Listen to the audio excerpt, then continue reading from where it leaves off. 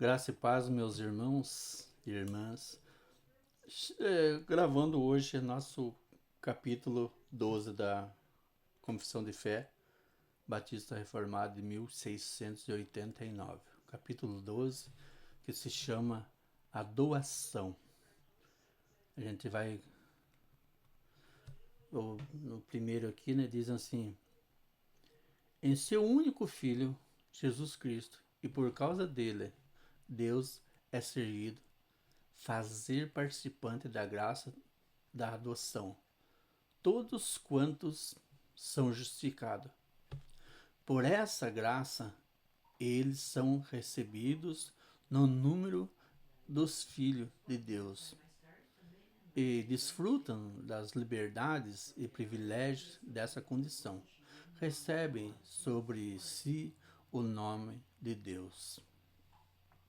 Recebe o espírito de adoção, tem acesso com ousadia ao trono da graça e clama: Abba, Pai. Recebem compaixão, proteção e provisão de sua necessidade, suas necessidades. E são castigados por Deus como por um pai. Porém, jamais são lançados fora, pois estão selados para o dia da redenção. Herdam as promessas na qualidade de herdeiros da salvação eterna. Veja bem aqui, meu irmão. Então aqui somos castigados por Deus como um filho castigado por um pai. Mas sabe para quê? Para... É uma coceira, estou com uma alergia no meu olho. Para que ele aprenda, né? É uma educação, sabe? É uma doutrina, ensinar o filho. Assim Deus faz com nós também. Mas Deus jamais nos deserda. Aqueles que são chamados, que Deus chama, castiga, exorta, graças a Deus que esses são lembrados por Deus, né? Para que seja consertado, né? Então a gente não é como se um pai ele jamais vai ensinar as coisas erradas para um filho. Quando ele cobra, quando ele vai ensinar um filho, quando ele vai dar um exemplo para o filho, quando vai educar um filho, ele não vai educar para o mal, né? Sempre por coisas boas. Assim são Deus, assim é Deus, né? Em Efésios capítulo 1, versículo 5 diz assim: "E nos predestinou para ele para a adoção de filhos, por meio de Jesus Cristo, segundo o beneplácito de sua vontade." Gálatas 4 e 5 diz assim: "Vindo, porém, a plenitude do tempo, Deus enviou seu Filho, nascido de mulher, nascido sob a lei, para resgatar os que estavam sob a lei, a fim de que recebêssemos adoção de filhos." João 1, 12 diz assim: "Mas a todos quanto o receberam, deu-lhes o poder de serem feitos filhos de Deus, a saber, os que creem em seu nome", né? Todo aquele que crê em Jesus, que tem Jesus como seu único Salvador, e crê, tem amor, tem no coração isso aí, ele é um escolhido de Deus. Ele é um herdeiro do trono de Deus, né? Assim como um irmão de Jesus, né? Romano 8,17 diz assim: "Ora, se somos filhos, somos também herdeiros." Então, o que está dizendo que eu acabei de falar, né? Herdeiros de Deus e co-herdeiro com Cristo, se com Ele sofremos, para que também com Ele sejamos glorificados.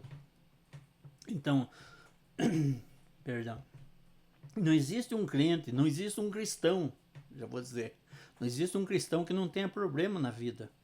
Mas cada problema que nós temos na vida muitas vezes, um ensinamento de Deus para nos formar melhor, para nos exemplificar melhor, para que amanhã ou depois nós temos histórias para contar para o nosso filho, de onde que nós saímos, para contar para os nossos irmãos. A hora que nós vemos um irmão sofrendo, que estão passando por situação difícil, a gente ter também é, ter situação na vida que a gente já passou para que dê exemplo para ele, né? Para que exorte ele e dê força para ele. Como assim você foi fortalecido, ele também será fortalecido, né?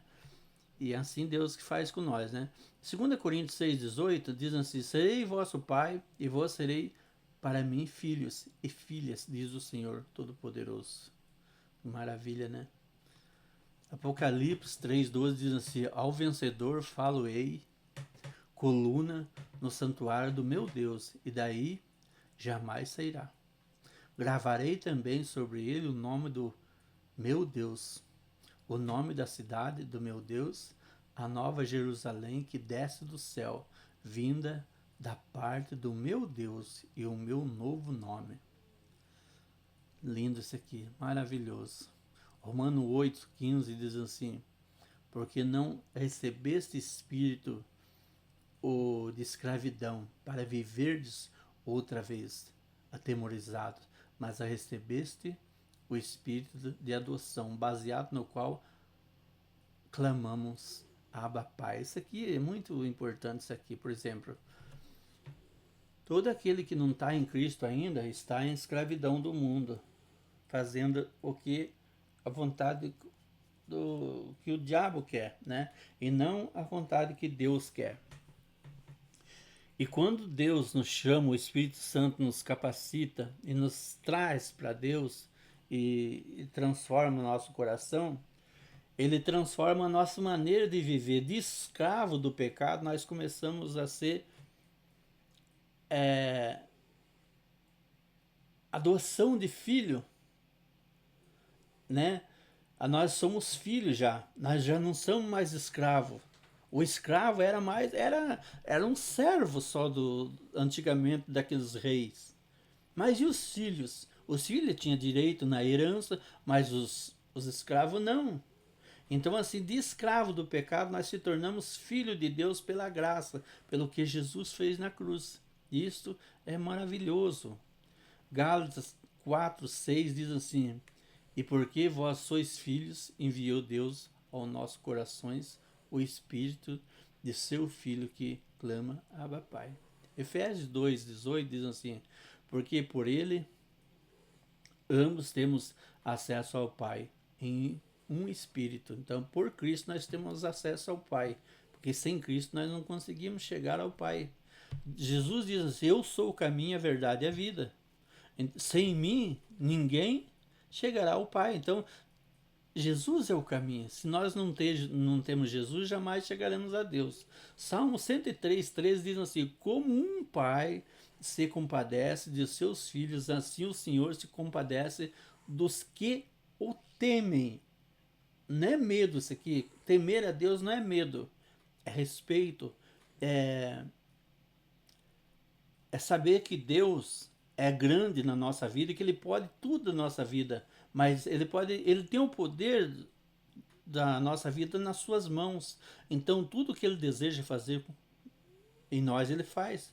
Pela sua própria vontade. Assim como Ele nos formou, nos criou, assim Ele também tem domínio sobre nós.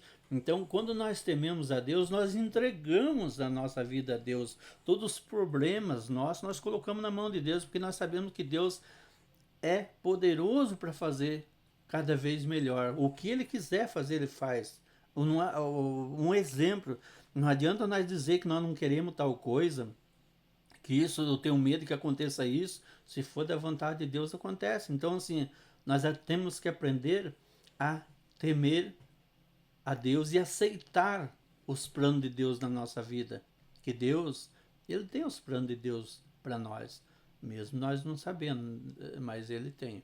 Provérbio 14,26 diz assim: no, nós temos, né, do Senhor tem o homem forte, amparo, e isso é refúgio para os seus filhos. Tá faltando algum portuguesinho que tá errado, né? no temor do Senhor, eu acho, né? No temor do Senhor tem o homem forte amparo, e isso é refúgio para os seus filhos. Acho que é assim, é melhor. 1 Pedro 5,7 diz assim: lançando sobre ele toda vossa ansiedade, porque ele tem cuidado de vós. O que eu falei, tudo que nossos problemas, nós temos que lançar na mão de Deus, porque ele sabe todas as coisas, sabe tudo, né? Ele pode tudo. Então, assim, os nossos problemas não serão resolvidos por outras pessoas ou por nós mesmos. É resolvido porque Deus coloca na nossa vida pessoas que possam chegar e trazer uma palavra para nós, abrir um caminho, mas isso é vontade de Deus e não vontade do homem, vontade nossa mesmo, né? Hebreus 12:6 diz assim: porque o Senhor corrige a quem ama e açoita a todo filho a quem recebe. Viu? É um pai que educa. Isaías 54:8-9 diz assim: num ímpeto de indignação escondi de ti minha face por um momento, mas com misericórdia eterna me compadeço de ti, diz o Senhor, o teu Redentor, porque isto é para mim como as águas de Noé. Pois jurei que as águas de Noé não mais inundaria a terra, e assim jurei que não mais me iraria contra ti, nem te repreenderia.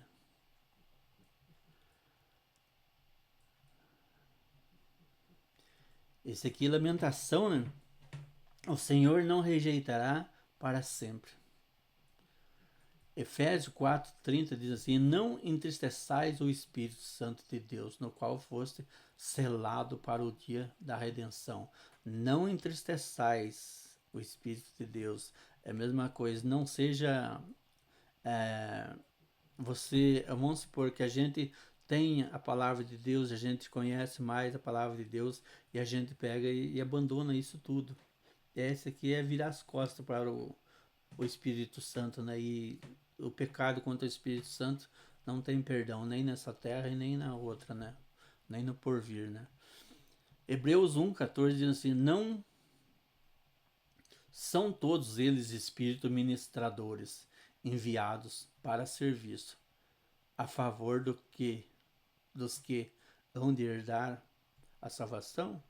Não há todos eles espírito ministrador enviado para o serviço a favor do que hão de dar a salvação. Então aqui todos o espírito ministrador é enviado para serviço a favor dos que hão de herdar a salvação. Hebreus 6:12 diz assim: para que não vos torneis indolentes, mas imitadores daquele que pela fé e pela longanimidade herdam as promessas. E aqui a gente finda, né, o capítulo 12. É bem curtinho, né? É só uma passagem só. Então, veja que maravilha, né? Então, aqui, para que nós nos tornamos imitadores, né? Aqui, ó. Para que não vos torneis indolente ou estúpido, né? Mas imitadores daquele que, pela fé e pela longanimidade, herdam as promessas. É como dizer assim, viver uma vida longa e herdará as promessas de Deus na sua vida. Isto é maravilhoso, né? Quando a gente pode herdar as promessas que Deus tem na nossa vida, a gente continuar no caminho de Deus, cada vez mais, sabe? A gente crescendo um dia por dia, cada vez mais a gente, de uma criança, a gente começou na fé, a gente começou como criança, tomando leite, alimentos fracos ainda, né? Porque nós não era forte para receber esse alimento. A partir do momento que você vai crescendo, você vai se tornando cada vez mais forte, você vai se alimentando de alimento mais forte também.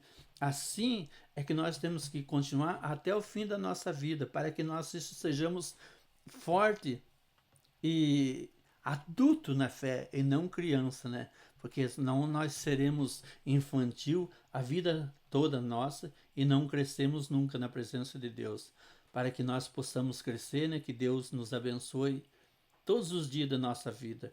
E ficamos por aqui. Peço que você se inscreva no canal, curte, compartilhe os nossos vídeos para que nós possamos estar trazendo cada vez mais, né, estudos assim, e vídeos com propósito de ensinar vídeos bíblicos, né, todos os propósitos de ensinamento que a gente possa trazer no nosso canal, né? E você seja muito abençoado, que Deus Pai Todo-Poderoso nos abençoe hoje, amanhã e sempre, todos os dias da nossa vida. Que a graça e a paz do nosso Senhor vos abençoe. Amém? Até a próxima. Que Deus nos abençoe.